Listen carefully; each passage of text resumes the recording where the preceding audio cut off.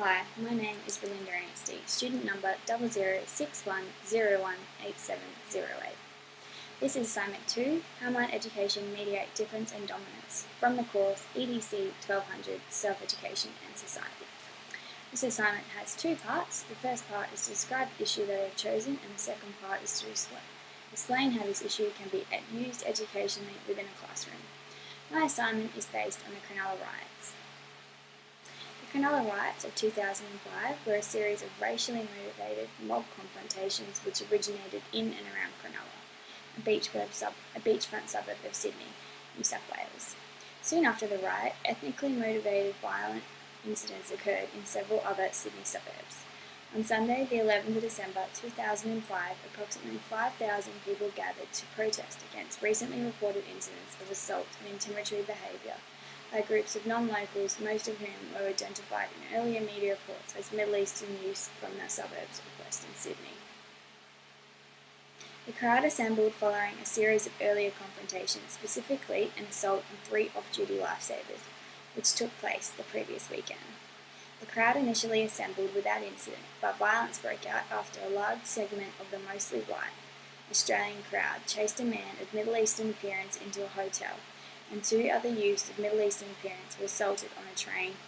The crowd attacked anyone who did not fit with what they considered to be an Australian and who did not belong to the white Australian collective identity. Channel 9 has done a cover story about the Cronulla riots. An Australian man made horrific remarks about a Middle Eastern, saying, "You're not welcome, this is our country, get the hell out." Both antisocial behaviour and its perpetrators were labelled as un-Australian. Nadam Hadam explained that when a person asks if I'm Australian, they have to ask me twice or 3 times because they look at me and say, "Nah, you're not an Australian." Then I tell them, "Well, what's an Australian supposed to look like?" Many of the locals believe that trouble had been brewing for years. Despite official denials that racial tension was behind the riots, they believed it was a clash of cultures. Instead of concentrating on the riots and who is right and who is wrong, we can use the Cronulla riots as a stepping stone of how we can embrace difference and diversity within the middle primary years. We can learn to appreciate diversity as a positive aspect of life. We could read the students the book It's Okay to be Different. The book touches on the notion that everyone is different and that we should embrace the differences. The book states it's okay to be adopted, it's okay to need some help, it's okay to be a different colour, it's okay to wear glasses, it's okay to dance by yourself, and the closing line states that you're special and you're important just because of being who you are. H.M. Miller wrote the book Teaching and Learning about Cultural Diversity.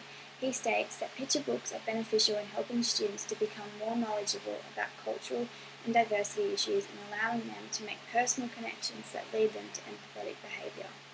After reading the book, we could generate a discussion about whether these characteristics make them more important than others in the class. Tell the students that even though they are different in some ways, they are also alike in many ways.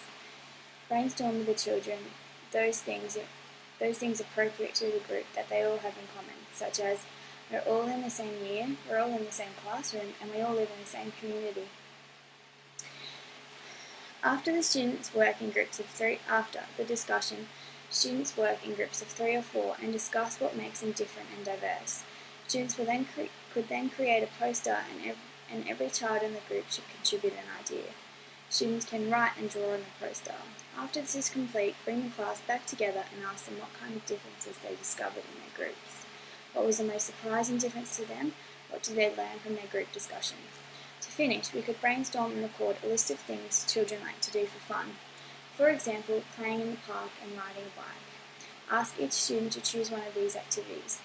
For example, playing in the park. We'll draw a picture of the children doing the activity. The 2 children should look as different as possible physically from each other. For example, one will have blue eyes, blonde hair and fair skin, while the other will have brown eyes, tan skin and dark hair. The message from the picture is that these children are completely different, however they are still playing happily together. The list goes on and on of which we can learn about diversity within school. We can bring different foods to school from different cultures, different clothes and customs. The most important thing children should bring out of difference and diversity is that each and every one of us are different from one another, and we should embrace it and respect it. Thank you.